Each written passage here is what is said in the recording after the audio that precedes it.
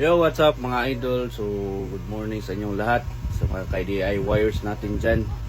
So, last week mga idol may nag-PM sa TikTok, last Thursday, ayan. So, tanong niya, hello sir, pwede po ba magpatulong sa solar setup namin? Pau mister din po yung MPPT kasi namin. Di umaangat ang charge ko, no? 70% lang kahit tanghaling tapat. So 12 volt setup yung setup ni idol.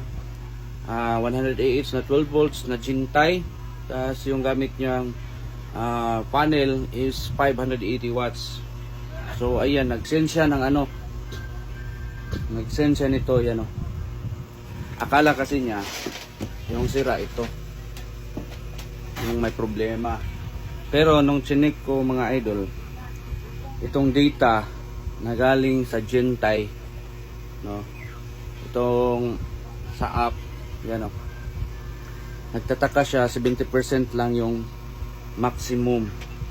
Nung chinek ko dito sa voltage mga idol, 13.8. so 13.8, which means naka float charge na po yan, no. So considered as full charge pa rin yan. Once ma-reach niya yung full charge, kasi yung full charge ng mga LiPo, ito LiPo tong sa akin is 14.4 to 14.6. Pag ma-reach na niya yan, yung 14.4 or 14.6 is ilang minutes bababa na yan sa float charge.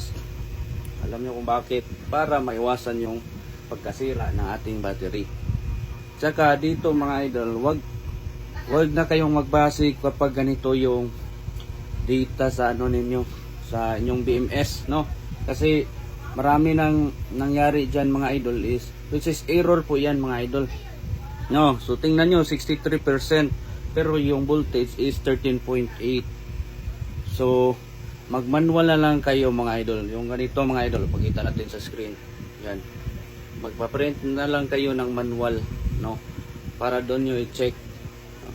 Ito, i-share ko sa screen yung manual kasi hindi yan bago.